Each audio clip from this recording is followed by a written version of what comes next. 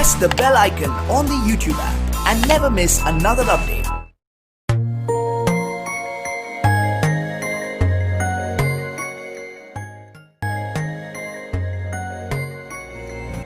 Hello student, मैं जितेश जोगी फिर से आया हूँ अपनी क्लास 2 लेकर। चैप्टर 5 उसकी क्लास 2। इससे पहले आपने क्लास फर्स्ट देख ली थी, उसमें मुझे काफी रिस्पॉन्स मिले थे, कह भी रहे थे कि बहुत अच्छा समझ में आ रहा है। तो अब हम उसकी क्लास 2 पढ़ रहे हैं। तो क्लास 2 में आज हम पढ़ेंगे प्रतिरोधक क्या होते हैं, प्रतिरोध का जो नियम होता है वो क्या होता है, प्रतिरोध कितने प्रकार के होते हैं, उनके गुण क्या क्या होते हैं, तो ये सारे हम पढ़ेंगे। तो आप सभी स्टूडेंट का स्वागत है मेरे YouTube चैनल पर। तो आज हम स्टार्ट करें अपनी क्लास 2। तो क्लास 2 में पहला अपना जो टॉपिक आता है वो आता है प्रतिरोध का, जिसे बोलते हैं रेजिस्टेंस प्रतिरोध। अब मैंने पहले बताया था प्रतिरोध किसे कहते हैं कि आवेश प्रवाह की दर में उत्पन्न बाधा को बोलते हैं प्रतिरोध। इसको कैपिटल R से लिखा जाता है और इसका जो मात्रक होता है उसे कहते हैं ओम। अब ओम का नियम हमने पिछले चैप्टर में पढ़ लिया था, पिछली क्लास में। तो आज हम स्टार्ट कर रहे हैं नेक्स्ट अपनी क्लास 2, तो थोड़ा ध्यान से देखिएगा। अब पहला ही टॉपिक लेके चलते हैं प्रतिरोध। मैं आपको समझाता हूं क्या होता है, कैसे होता है, देखिए।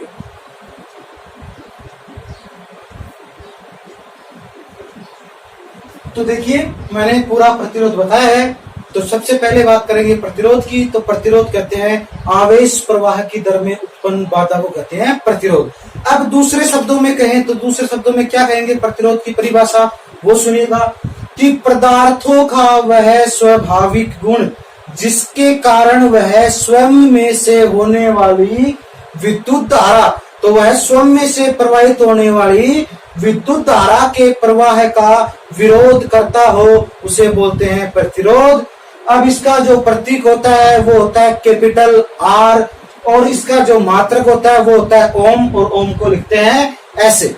अब इसका जो सिंबल होता है वो क्या होता है, तो देखिए एक तो ये होता है, एक ये होता है, एक ये होता है और एक ये होता है। तो ये हो गया प्रतिरोध। अब इसके बाद में पढ़ रहे हैं प्रतिरोध का नियम।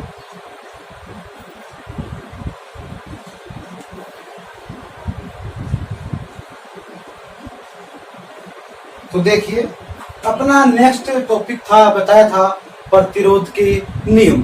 प्रतिरोध के नियम क्या कहते हैं तो ध्यान से सुनिएगा। जो प्रतिरोध के नियम है वो निम्न 3 कारकों पर निर्भर करता है। नंबर 1 बात करें तो है चालक की लंबाई पर, L पर। नंबर 2 बात करें तो चालक के अनुप्रस्थ काट क्षेत्रफल मतलब A पर। नंबर 3 की बात करूं तो चालक के पदार्थ पर, या कह दूं मैं चालक की किस्म पर। तो नंबर 1 की बात करें चालक की लंबाई पे, तो उसका जो वेक्टर डायग्राम है वो ये बनेगा, ये L है, ये R है। अब नंबर 2 चालक के अनुप्रस्थ काट क्षेत्रफल पे बात करें तो इसका डायग्राम, वेक्टर जो डायग्राम वो ये बनेगा, ये R, ये A। तो अब बात करें चालक की लंबाई पे, तो मैंने लिखा है R समानुपाती है किसके, L के। नंबर 2 की बात करूं तो R व्युत्क्रमानुपाती है 1/A के। तो अब इन दोनों को जोड़ देंगे और समानुपाती का चिन्ह उससे हटाएंगे, बराबर में लेके आएंगे। तो R बराबर है किसके, रो L/A। R बराबर रो L/A। तो ये हो गया प्रतिरोध के नियम का सूत्र। अब बात करते हैं इसमें क्या क्या है, तो देखो ध्यान से। यहां R बराबर है प्रतिरोध और प्रतिरोध को लिखते हैं हम ओम में। फिर है L बराबर है अपनी लंबाई, लंबाई को लिखेंगे हम सेंटीमीटर में। A का मतलब है अनुप्रस्थ काट क्षेत्रफल, जिसे लिखेंगे हम सेंटीमीटर की स्क्वायर में। और रो जो है वो है प्रतिरोधकता, जिसे हम लिखेंगे ओम सेंटीमीटर में। तो ये हो गया हमारा प्रतिरोध का नियम, आप देख सकते हैं। अब अपना नेक्स्ट टॉपिक,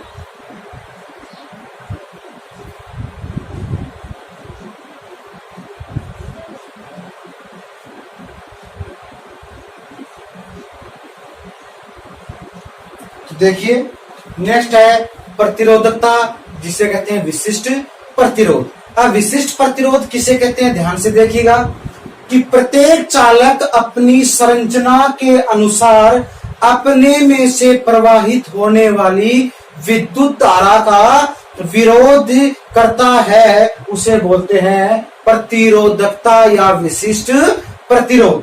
अब इसमें मैंने एक नोट लगाया है कि किसी पदार्थ की जो प्रतिरोधकता है वो कितनी होती है, शून्य होती है, 0 होती है। नेक्स्ट इसका जो हमने पहले पढ़ा था प्रतिरोध के नियम सूत्र था R बराबर रो एल बटे ए। तो रो और एल बटे ए। अब अपना प्रतिरोधकता तो क्या है, रो। तो रो की बात करूं तो रो बराबर R गुणा ए बटे एल, ये हो गया इसका सूत्र जो मैंने एक बॉक्स में बंद कर दिया है। अब इसका मात्रक की बात करूं तो देखो मात्रक देखो ओम, आर का मतलब ओम और ए का सेंटीमीटर की स्क्वायर बटे एल क्या थी, लंबाई, लंबाई को लिखा था हमने सेंटीमीटर।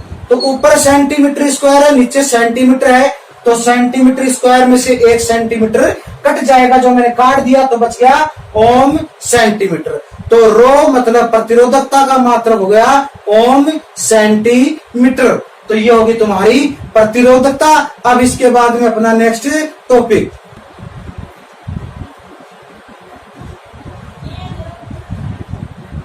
तो अपनी नेक्स्ट है चालकता मतलब कंडक्टेंस। अब कंडक्टेंस किसे कहते हैं, सबसे पहले बात करेंगे। जो प्रतिरोध जो हमने पढ़ा था उसका उल्टा मतलब व्युत्क्रम कहलाता है चालकता। देखिए अब में लिखा है कि जो विद्युत धारा प्रवाह को सुगमता प्रदान करवाती है उसे बोलते हैं चालकता, प्रतिरोध का व्युत्क्रम। अब इसका जो प्रतीक होता है वो होता है कैपिटल जी, और इसका मात्रक जो होता है वो होता है सीमेन, जिसे एस से लिखते हैं, और दूसरा मात्रक होता है इसका महो, जिसे हम उल्टा ओम से लिखते हैं। और नीचे सूत्र लिखा है जी बराबर 1 बटे आर। अब अपना नेक्स्ट टॉपिक,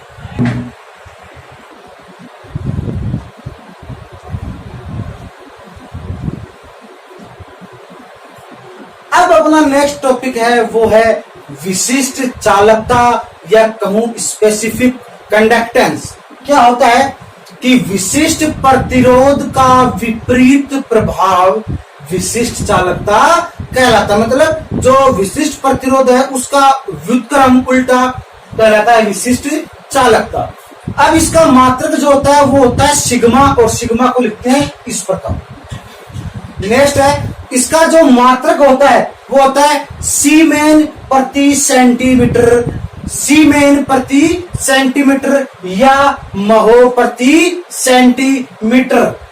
अब इसको विशिष्ट चालकता को सूत्र जो होता है कैसे लिखते हैं वो देखो, सिग्मा बराबर 1 बटे रो मतलब 1 बटे प्रतिरोधकता। तो रो अपना विशिष्ट प्रतिरोध था तो उसका व्युत्क्रम हो गया विशिष्ट चालकता। अब अपना नेक्स्ट टॉपिक,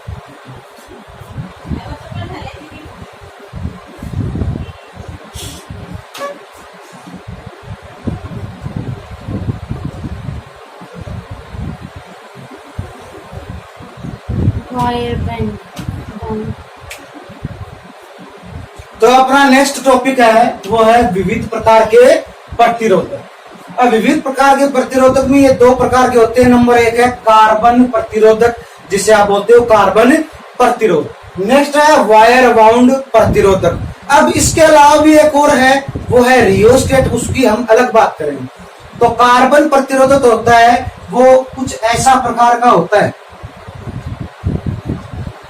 और उस पे बैंड बने होते हैं, और ये जो बैंड होते हैं ये डिफरेंट टाइप्स ऑफ कलर मतलब विभिन्न प्रकार के कलर होते हैं। आपने देखा होगा कार्बन प्रतिरोध। अब उसका जो मान होता है वो कैसे ज्ञात करते हैं, वो सारणी के द्वारा ज्ञात करते हैं, वो मैं आपको एकदम सरल तरीके से बताऊंगा। तो उससे पहले जो कार्बन प्रतिरोधक होते हैं, वायर बाउंड होते हैं, कितने प्रकार के होते हैं उसकी बात कर रहे हैं, तो ध्यान से देखिएगा।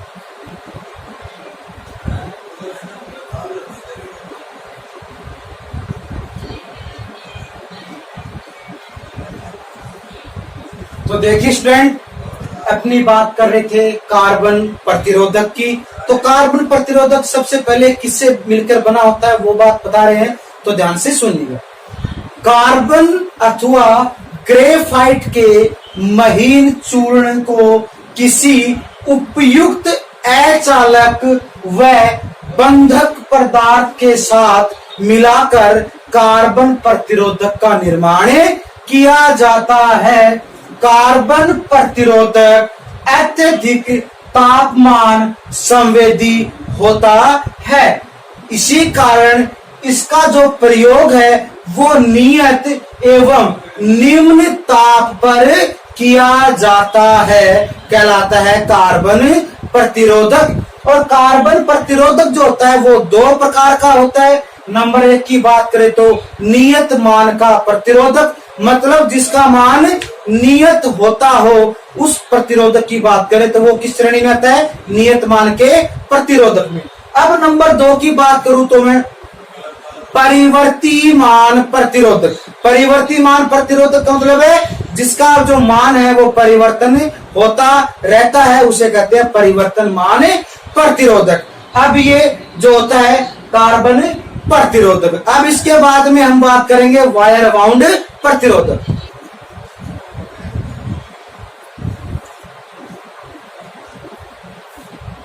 तो देखिएगा, अब अपना नेक्स्ट है वायर बाउंड प्रतिरोधक। वायर बाउंड प्रतिरोधक किसे कहते हैं तो ध्यान से सुनिएगा। ये प्रतिरोधक मतलब वायर बाउंड प्रतिरोधक यूरेका तथा मैग्नीन नामक धातु से, मतलब कह दूं मिश्र धातु के महीन व नंगे तारों को चीनी मिट्टी या सिरामिक या बेकेलाइट से बने पाइप या शीट पर लपेटकर तैयार किया जाता है। अब मैंने इसमें एक नोट लगाया, ध्यान से सुनिएगा। जो वायर बाउंड प्रतिरोधक है, इसकी विद्युत धारा वहन क्षमता जो होती है वो कार्बन प्रतिरोधक की अपेक्षा अधिक होती है। अब यह भी दो प्रकार का होता है। पहला है नियत मान वाला वायर बाउंड प्रतिरोधक, और नियत मान वाला वायर बाउंड प्रतिरोधक जो है वो 0.1 ओम से 50 किलो ओम तथा 1 वाट से 50 वाट तक बनाए जाते हैं। नंबर 2 होता है परिवर्ती मान वायर बाउंड प्रतिरोधक, और परिवर्ती मान वायर बाउंड प्रतिरोधक जो होता है वो 5 ओम से 5 किलो ओम तथा 1 वाट से 50 वाट तक की वाटेज में तैयार किए जाते हैं। तो ये हो गए तुम्हारे कार्बन प्रतिरोधक और वायर बाउंड प्रतिरोधक। अब इसके बाद में नेक्स्ट बात करूंगा रियोस्टेट की, तो देखिएगा।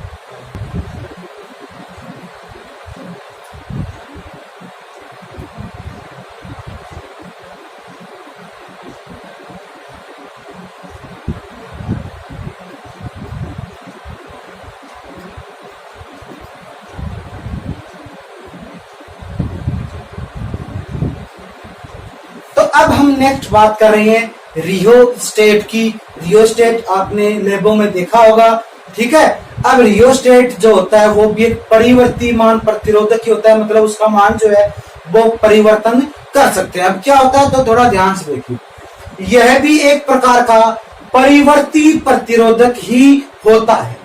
इसकी संरचना जो होती है वो कैसे थी सुनो। इसकी संरचना एक स्टैंड में कसे हुए बेलन के समान होती है।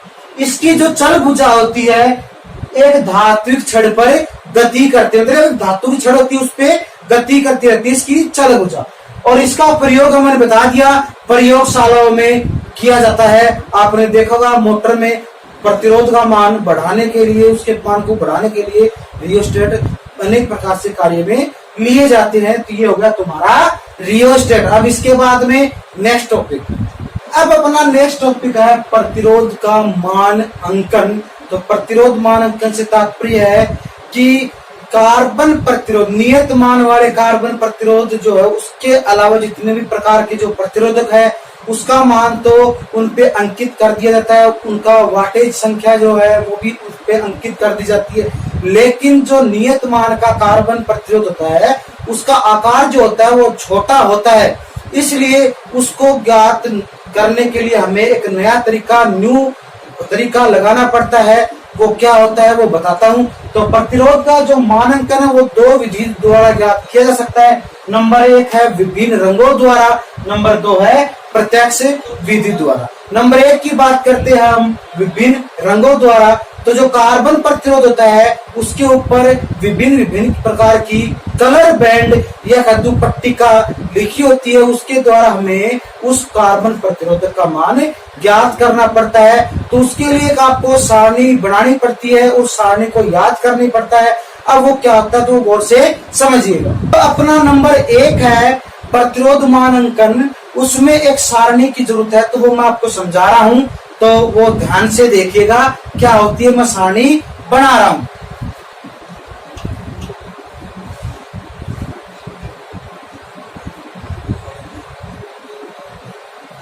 तो देखिए इसके लिए सबसे पहले आपको एक सारणी तैयार करनी पड़ती है।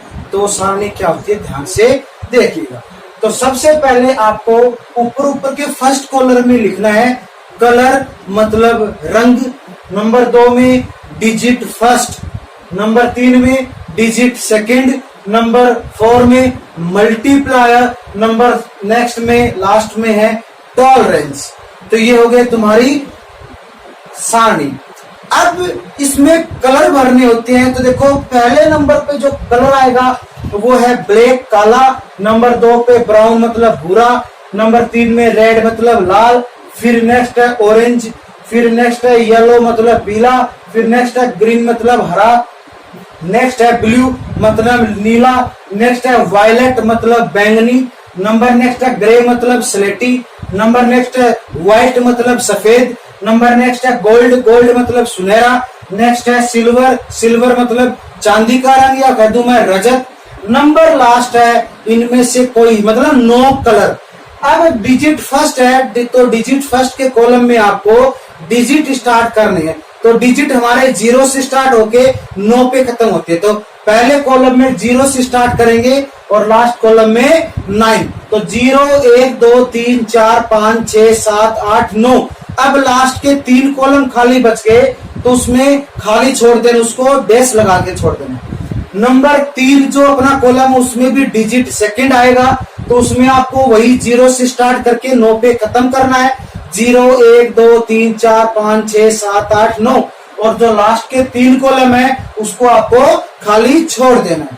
नेक्स्ट है मल्टीप्लायर गुणक जो होता है वो, तो गुणक में पहले कॉलम में 1 लिखेंगे मतलब 10 की घात 0, फिर नेक्स्ट में लिखेंगे 10 की घात 1 10, फिर तीसरे कॉलम में लिखेंगे 10 की घात 2, चौथे कॉलम में लिखेंगे 10 की घात 3, नंबर नेक्स्ट में 10 की घात 4, नंबर नेक्स्ट में 10 की घात 5, नंबर 6 में 10 की घात 6। अब 10 की घात 6 तक लिख दिया हमने, फिर उसके बाद में आपको 3 कॉलम खाली छोड़ने पड़ेंगे और जो उसके बाद में 2 कॉलम है उसमें भरने 0.1 0.01 और जो लास्ट का कॉलम बच गया उसको आपको खाली छोड़ देना है। और नेक्स्ट जो लास्ट कॉलम है अपना वो है टॉलरेंस मतलब सहन सीमा। तो उसमें सहन सीमा में आपको पहला कॉलम है वो खाली छोड़ना है, उसके बाद में ±1%, ±2%, ±3%, ±4%। उसके बाद में आपको 5 कॉलम जो है वो आपको खाली छोड़ने हैं और उसके बाद में जो लास्ट के 3 कॉलम है उसमें आपको भरना पड़ेगा। तो जो गोल्ड है सुनहरा उसके सामने आपको भरना पड़ेगा ±5%। उसके बाद में जो सिल्वर कलर है चांदी का रंग है रजत है उसमें भरेंगे आपको ±10% और सबसे लास्ट में जो नो कलर है उसमें आपको भरना पड़ेगा ±20%। तो ये हो गई सारणी। अब आपको मैं एक समझाता हूं क्वेश्चन और इसको याद कैसे करते हैं तो वो याद रखिए।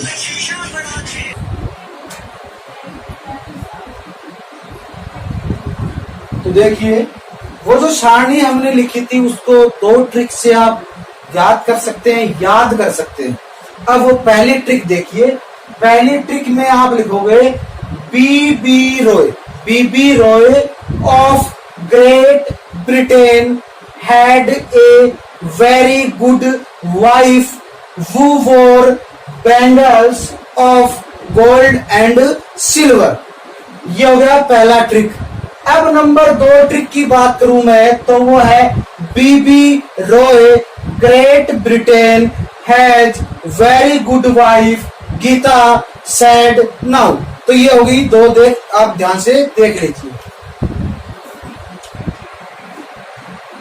अब देखिए क्या है, कैसे वो सुनो। तो पहला नाम एक साथ जोड़ो आप, बीबी रॉय, फिर उसके बाद में ऑफ है, उसके बाद में ग्रेट है, फिर है ब्रिटेन, फिर हैड ए, फिर है वेरी, फिर है गुड, फिर है वाइफ, फिर है वू वॉर बैंगल्स, फिर है ऑफ, फिर है गोल्ड एंड सिल्वर। तो अब ये वो सारणी है, उसमें जाइएगा आप। तो उसमें पहले नंबर से आओ तो बीबी रॉय। तो पहले बी का मतलब है ब्लैक, फिर है ब्राउन, फिर आर का मतलब रेड, फिर ओ का मतलब ऑरेंज, फिर वाई का मतलब है येलो। फिर आप ऑफ को छोड़ दीजिएगा। फिर ग्रेट में जी पहला आ रहा है, उसको आप लिखोगे ग्रीन से। फिर है ब्रिटेन, ब्रिटेन में बी फॉर ब्लू। फिर जो हेड है और ए है उसको आप छोड़ दोगे। फिर है वेरी, वेरी में वी, तो वी फॉर वायलेट। फिर है गुड वाइफ, तो जी फॉर ग्रे। फिर है वाइट में पहला अक्षर डब्लू, तो डब्लू का मतलब है वाइट। फिर वाइट के बाद में वू वॉर बैंगल्स, तो वू वॉर बैंगल्स को आप छोड़ दोगे। उसके बाद में है गोल्ड, तो गोल्ड का आपने देखा था गोल्ड। फिर उसके बाद में सिल्वर, तो सिल्वर भी अपना था। फिर नेक्स्ट इसी प्रकार से मैंने इसमें आपको जो टिक लगा दिए हैं वो आपको छोड़ने हैं। तो देखो मैंने आपको इसमें टिक लगा दिए हैं, ये भी लगा दिया, ये भी लगा दिया। अब ट्रिक 2 में चलेंगे तो वही है बीबी रॉय। तो ब्लैक है, ब्राउन है, रेड है, ऑरेंज है, येलो है। फिर ग्रेट में जी का मतलब ग्रीन, बी में ब्रिटेन में ब्लू, फिर हैच को छोड़ दिया। फिर वेरी में वी का मतलब वायलेट, फिर है गुड में जी का मतलब ग्रे, फिर डब्लू है वाइट में वो है वाइट, फिर है गीता में जी गोल्ड, फिर सैड में है सिल्वर और नाउ में है नो कलर। तो ये सारणी आप देख सकते हैं। अब मैं आपको एक उदाहरण करके दिखाता हूं, एक क्वेश्चन करके दिखाता हूं। तो देखिए क्वेश्चन है अपना, ये एक प्रतिरोध बना दिया, उसमें आपको 1 2 3 4 पट्टी दिख रही है। पहली पट्टी है येलो, नंबर 2 है रेड, नंबर 3 है ब्राउन और नंबर है 4 गोल्ड। तो इसमें आर का मान ज्ञात कीजिए। मान ज्ञात करना है तो हमने सारणी में बनाया था, जो पहला कॉलम था उसमें था कलर, तो उसमें आप कलर देख सकते हैं। नंबर दूसरा जो कॉलम था उसमें था फर्स्ट डिजिट और नंबर 3rd में था सेकंड डिजिट। एंड उसके बाद में जो था वो था मल्टीप्लायर का मतलब गुणक का, और नंबर जो लास्ट था वो था सहन सीमा।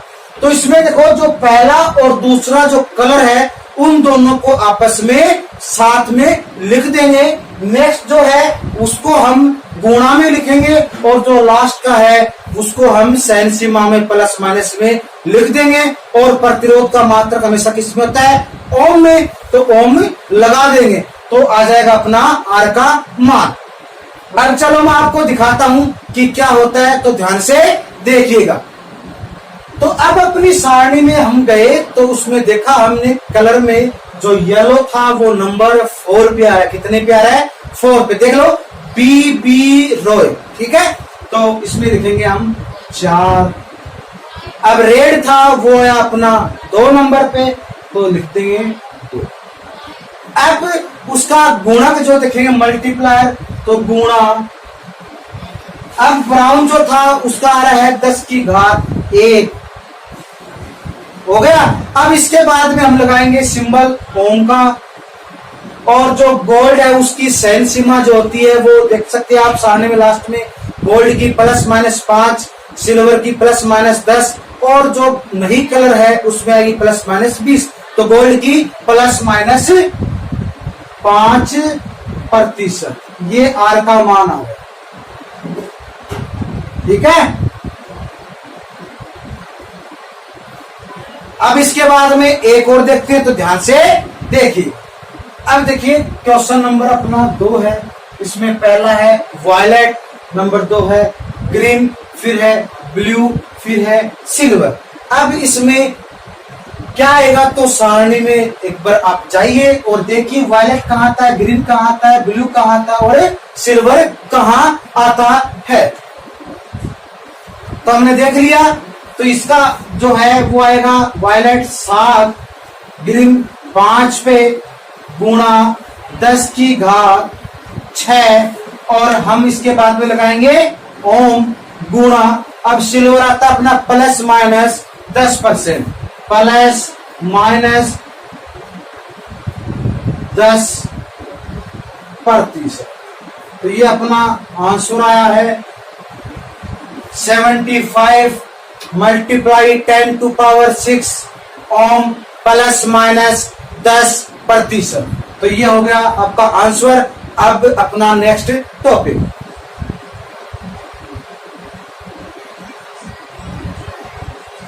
तो हमने 1 नंबर पढ़ लिया था वो सारणी वाली। अब नंबर 2 आता है प्रत्यक्ष विधि द्वारा मान ज्ञात करना।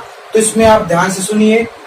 1/2 वाट से मतलब आधे वाट से लेकर के 2 वाट तक के जो कार्बन प्रतिरोधकों पर अंकों तथा अक्षरों के द्वारा प्रत्यक्ष रूप से भी प्रतिरोधक मान अंकित किया जाता है। इसमें क्या होता है, देखो R बराबर 1, K बराबर 10 की घात 3 तथा M बराबर 10 की घात 6 ओम होता है। अब ये ज्ञात कैसे करते हैं, तो ध्यान दीजिए। तो देखो अपना पहला क्वेश्चन है 1R8 मतलब 1R8। तो इसमें हम क्या करेंगे, तो मैंने बताया R बराबर 1 ही होता है, तो इसका आ जाएगा 1.8 ओम। फिर नेक्स्ट है 1M5, ये था मेगा 10 की घात 6 से, तो ये आ जाएगा 1.5 ओम। ये हो गया तुम्हारे दोनों क्वेश्चन। अब इसके बाद में अपना नेक्स्ट टॉपिक ध्यान से देखिए। नेक्स्ट टॉपिक आता है प्रतिरोधकों का संयोजन। ये हमने संयोजन पहली क्लास में जो है पढ़ लिए थे, लेकिन फिर भी बता रहा हूं कि जब हमें किसी विशेष मान के प्रतिरोधक की आवश्यकता होती है और जो हमारे पास उपलब्ध नहीं हो, तो हमें प्रतिरोधकों को विभिन्न विभिन्न क्रमों में जोड़ करके उस मान के प्रतिरोधक को प्राप्त कर लिया जाता है। तो ये होते हैं संयोजन। और संयोजन जो होते हैं वो 3 प्रकार के होते हैं। नंबर 1 होता है प्रतिरोधकों का श्रेणी क्रम संयोजन, नंबर 2 होता है प्रतिरोधकों का समांतर क्रम संयोजन और नंबर लास्ट 3 का होता है मिश्रित संयोजन, जिसे बोलते हैं श्रेणी समांतर संयोजन। वो हमने पढ़ लिया था, मैं फिर भी बता रहा हूं। जो श्रेणी क्रम संयोजन होता है उसमें क्या होते हैं कि प्रथम जो प्रतिरोधक मतलब पहले प्रतिरोध का दूसरा सिरा दूसरे प्रतिरोध के पहले सिरे से जोड़ देते हैं, तो ये कहलाता है अपना श्रेणी क्रम संयोजन। मतलब इसमें जो प्रतिरोध होते हैं वो अनुक्रम में होते हैं, श्रेणी में होते हैं, इसलिए इसका नाम पड़ा श्रेणी क्रम संयोजन। और अब बात करते हैं नंबर 2 की, जिसे बोलते हैं समांतर या पैरेलल संयोजन। तो इसमें क्या होता है कि ये बोल दूं मैं कि इसके अंतर्गत जो अपने प्रतिरोध काम में लिए उनके प्रथम सिरे एक जगह और द्वितीय सिरे एक जगह जोड़ दिए जाते हैं, तो वो कहलाते हैं अपने समांतर संयोजन। और उसके बाद में आया अपना मिश्रित संयोजन। तो इसमें आपको श्रेणी संयोजन भी मिलेगा और समांतर, मतलब श्रेणी और समांतर दोनों का कॉम्बिनेशन मिलकर बना होता है मिश्रित संयोजन। तो मैं आपको इसका डायग्राम समझा देता हूं और इसमें इंपॉर्टेंट जो सूत्र है वो आप समझिए। परिभाषा मैंने आपको बता दी थी, और अगर आपको परिभाषा सुननी हो तो इससे पहले जो वीडियो था उसमें मैंने बता भी दिया है, तो ध्यान से सुनिएगा। तो देखिए मैंने एक डायग्राम बनाया है, इसमें आप 3 प्रतिरोध जोड़ रखे हमने, वो भी किसमें, श्रेणी क्रम में। तो यह है श्रेणी संयोजन। इसमें देखो सबसे पहले इंपॉर्टेंट बात ये है, श्रेणी क्रम संयोजन जो होता है उसमें विद्युत धारा प्रवाह के लिए केवल एक ही मार्ग उपलब्ध होता है। दूसरी बात हो तो इसमें जो वोल्टेज होगी वो अलग अलग होगी, ठीक है, और जो धारा होगी वो एक समान होगी। तो इसमें धारा जो है वो आई वो तो एक समान होगी और उसका वोल्टेज जो है वो अलग अलग होगा।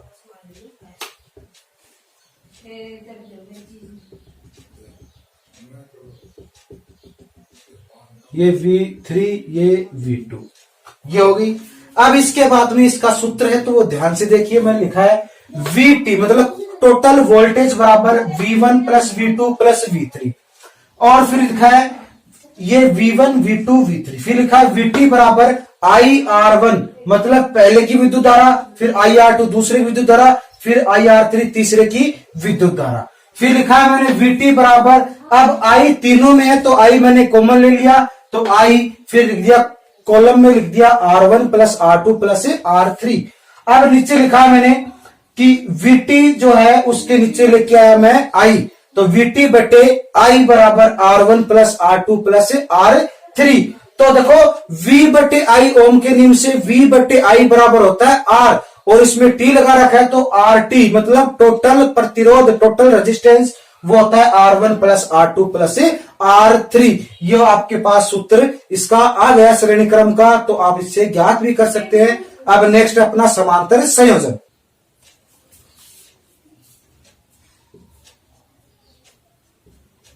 देखिए अब बना दिया है समांतर संयोजन। समांतर संयोजन देखो ये R1 ये R2 ये R3, इसका ये सिरे एक जगह ये सिरे एक जगह।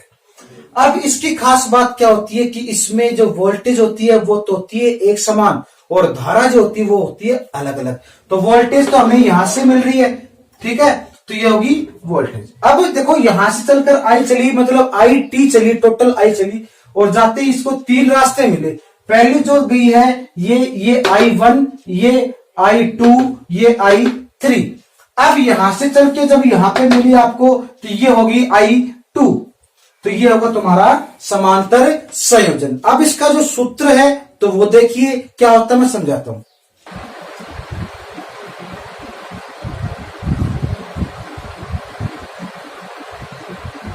तो देखिएगा ये उसका सूत्र हो गया समांतर संयोजन का। डायग्राम इससे पहले आपने समझ लिया था। तो देखो इसमें जो धारा थी वो अलग अलग थी, मैंने बताई थी I t बराबर I1 plus I2 plus I3। अब देखो I1 में जो है वो V बटे R1 प्रतिरोध एक की वोल्टेज, नंबर 2 है धारा दूसरी थी वो बराबर है V बटे R2 और I3 बराबर V बटे R3। अब मैंने क्या किया, टोटल I कुल विद्युत धारा बराबर कर दी मैंने V बटे R1 प्लस V बटे R2 प्लस V बटे R3। नेक्स्ट कर दी मैंने, तीनों में V कॉमन है तो IT बराबर V मैंने कॉमन ले लिया, और कोष्टक में कॉलम में लिख दिया मैंने 1 बटे R1 plus 1 upon R2 plus 1 upon R3। ये यहां तक हो गया। अब क्या किया मैंने, जो V गुणा में था वो बराबर किधर लाया तो भाग में, तो IT बटे V बराबर 1 बटे R1 प्लस 1 बटे R2 प्लस 1 बटे R3। और ओम के नियम से R बराबर आपको पता ही है क्या होता है, तो 1 बटे RT बराबर 1 बटे R1 प्लस 1 बटे R2 प्लस 1 बटे R3। ये आ गया अपना मुख्य जो मेन जो सूत्र था वो 1 बटे RT बराबर 1 बटे R1 प्लस 1 बटे R2 प्लस 1 बटे R3। अब इसके बाद में नेक्स्ट है मिश्रित संयोजन। क्या मिश्रित संयोजन, मिश्रित संयोजन में आप जो है मिश्रित मिक्सर संयोजन मतलब दोनों का कॉम्बिनेशन श्रेणी का और समांतर। तो ये 2 प्रकार का होता है। नंबर 1 है समांतर श्रेणी संयोजन, नंबर 2 है श्रेणी समांतर संयोजन। अब नंबर 1 की बात करते हैं समांतर श्रेणी संयोजन, तो ध्यान से देखिएगा। तो ये हो गया अपना समांतर श्रेणी संयोजन। समांतर श्रेणी क्या होता है कि जब कुछ समांतर प्रतिरोध श्रेणी क्रम में जुड़े हो तो होता है समांतर श्रेणी संयोजन। तो मैंने एक डायग्राम बनाया, देखो ये 3 प्रतिरोध अलग जोड़े हैं, R1 R2 R3, फिर R2 के साथ जोड़ा मैंने R4, फिर इसके साथ जोड़े मैंने R5 और R6, और ये वोल्टेज अपनी है। तो ये पहला जो है ये तो बना दिया मैंने A, और बीच वाले को बना दिया B, और ये दोनों को बना दिया C। तो अपना सूत्र बनता है परिपथ का कुल प्रतिरोध जो होता है वो क्या होता है, देखो RT बराबर RA plus RB plus RC, मतलब ये कॉलम फिर ये कॉलम फिर ये कॉलम, नीचे लिखा है मैंने तो 1/RA, 1/RA में क्या है, देखो R1 plus R2 plus R3, तो लिखा है 1/RA बराबर 1/R1 plus 1/R2 plus 1/R3। तो पहले तो इन तीनों को याद कर लेंगे। फिर लिखा है मैंने RB बराबर R4, तो RB यही तो है, तो इसके बराबर लिख दिया मैंने R4। फिर नेक्स्ट लिखा है, ये देखो समांतर क्रम में है तो 1/RC बराबर 1/R5 प्लस 1/R6, तो ये हो गया तुम्हारा समांतर श्रेणी संयोजन। अब इसके बाद में हम पढ़ रहे हैं श्रेणी समांतर।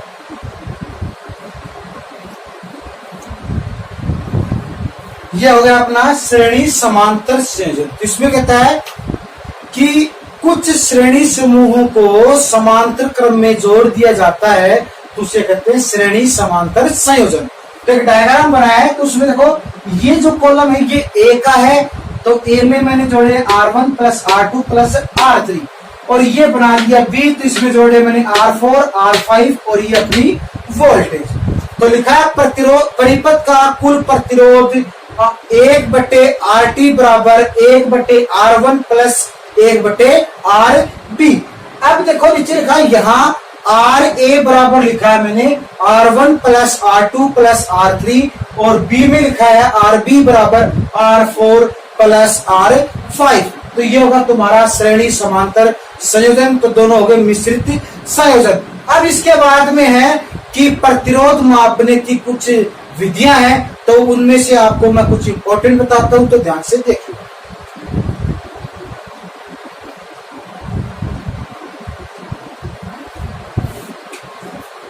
तो देखो प्रतिरोध का मान मापने के मतलब प्रतिरोध का मान ज्ञात करने के लिए 2 विधियों को अपनाया जाता है। नंबर 1 है व्हीट स्टोन ब्रिज विधि, नंबर 2 है ओम मीटर विधि। तो देखो मैं बताता हूं कि पोस्ट ऑफिस द्वारा अज्ञात मान के प्रतिरोध को ज्ञात करने के लिए व्हीट स्टोन ब्रिज विधि ज्ञात की जाती है, लगाई जाती है, और दूसरी है ओम मीटर के द्वारा प्रतिरोध का मान ज्ञात करने की विधि। तो अब हम नंबर 1 पढ़ रहे हैं व्हीट स्टोन ब्रिज।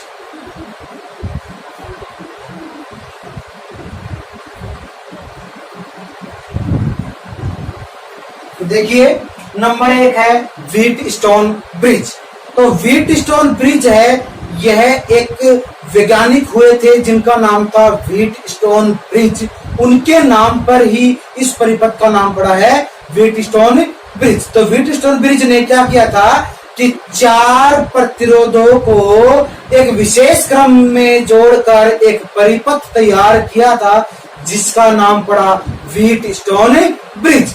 अब नेक्स्ट मैंने लिखा इसमें नोट लगा के कि इस सिद्धांत का उपयोग पोस्ट ऑफिस बॉक्स में अज्ञात मान वाले प्रतिरोधकों का मान ज्ञात करने के लिए प्रयोग में लिया जाता है।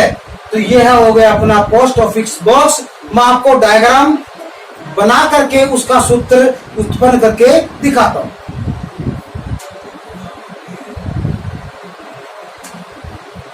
तो देखिए अपना हो गया व्हीट स्टोन ब्रिज। इसमें मैंने 4 प्रतिरोध लगाए हैं, ये P नाम का, ये Q, ये R और S प्रतिरोध।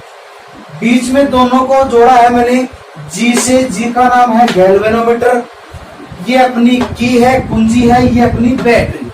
अब यहां से अपनी विद्युत धारा चलनी स्टार्ट की, यहाँ पे चली I1 प्लस I2, तो यहाँ पे चली I1, यहाँ पे चली I2, तो यहां से चलेगी तो यहाँ पे भी क्या पहुंचेगी I1 और यहाँ पे पहुंचेगी I2। तो अब मैंने लिखा है, देखो गौर से देखिएगा, VAB बराबर है VAD। देखो VAB बराबर है VAD, ये दोनों बराबर है। फिर लिखा है नीचे और VBC बराबर है VDC। तो देखो अब यहाँ पे धारा कौन सी पहुंच रही है, तो P को हमने गुणा कर दिया I से, तो I1 से, तो P गुणा I1। तो देखो P गुणा I1 बराबर कर दिया मैंने R गुणा I2। P गुणा I1 बराबर R गुणा I2। फिर यहाँ पे कर दिया मैंने Q गुणा I1 और S गुणा I2, यहाँ पे कर दिया। अब मैंने दोनों को लिख दिया P गुणा I1 बटे Q गुणा I1 बराबर लगा दिया दोनों के सामने और लिख दिया R गुणा I2 बटे S गुणा I2। अब देखो यहाँ पे I है तो I कैंसिल, यहाँ पे I1 कैंसिल, यहाँ पे I2 कैंसिल और यहाँ पे I2 कैंसिल। तो अपने पास जो सूत्र बचा है वो ये बचा है कि P बटे Q बराबर R बटे S। अब यहां पर आपको चारों में से PQRS चारों प्रतिरोधों में से किसी तीन का मान दे दे और एक का मान ज्ञात करना हो तो आप यहां से सूत्र बना सकते हैं। तो ये होता है तुम्हारा मेन सूत्र P बटे Q बराबर R बटे S। तो ये हो गया तुम्हारा सूत्र। अब अपना नेक्स्ट जो विधि बच गई वो है ओम मीटर, तो वो आप देखिए।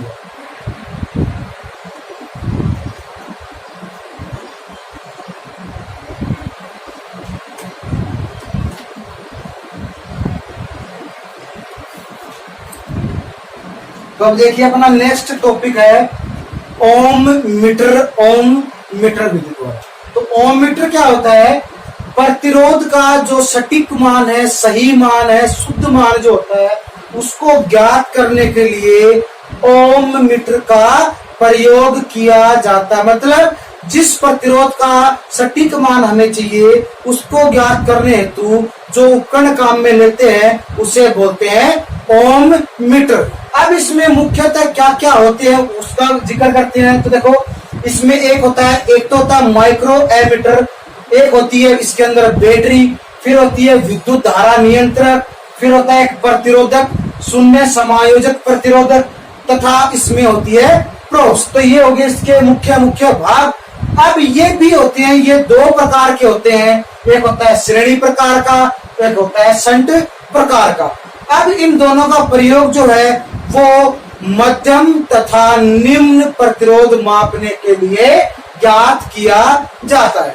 तो आज अपनी यह लेसन जो डीसी सर्किट और रिलेटेड लॉस जो थे अपने वो सारे के सारे समाप्त हो गए। तो अपना जो चैप्टर था chapter 5 DC circuit and related rules या लॉस बोल दूं मैं, तो वो आज अपनी क्लास 2 के साथ समाप्त हो गया है। तो हम यहीं पे इस टॉपिक को खत्म करके यहीं पे इस लेसन को समाप्त करते हैं। अब मिलेंगे हम अपने नेक्स्ट चैप्टर 6 में। अब नेक्स्ट चैप्टर 6 में हम कुछ नया सीखने को मिलेगा, उसमें अपने पास कई प्रकार के टॉपिक आएंगे, बढ़िया टॉपिक आएंगे। तो आज अपनी क्लास को यहीं समाप्त करके मैं आप सभी स्टूडेंटों को धन्यवाद कहता हूं कि आप डेली मुझे अपडेट कर रहे हो और मेरा उत्साह बढ़ा रहे हो। आप ऐसे ही मेरा उत्साह बढ़ाते रहे और मैं इसी प्रकार आपको नए वीडियो दूंगा जिसमें आपको कुछ सीखने को, कुछ पढ़ने को, कुछ नया मिलेगा। तो आज अपना ही क्लास जो 2, 3 चैप्टर 5 की वो यही समाप्त करते हैं। अगर आपको इसमें कुछ समस्याएं आ रही है या मैं कहूँ इससे पहले वाली वीडियो में भी कुछ समस्या आ रही है तो आप मुझे कमेंट कर सकते हैं या डिस्क्रिप्शन में जाके मेरी जो जीमेल आईडी है वो उसमें जाकर के आप मुझे पर्सनली मैसेज कर सकते हैं जिससे मैं आपकी जो प्रॉब्लम है वो सॉल्व कर सकता हूँ। तो आज इसी क्लास को यहाँ पे समाप्त करके अब हम अपने नए चैप्टर में चलेंगे।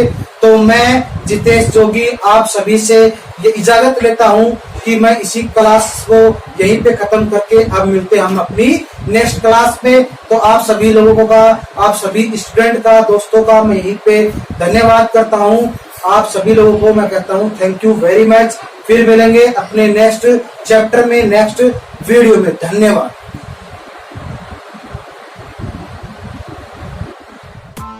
press the bell icon on the YouTube app and never miss another update.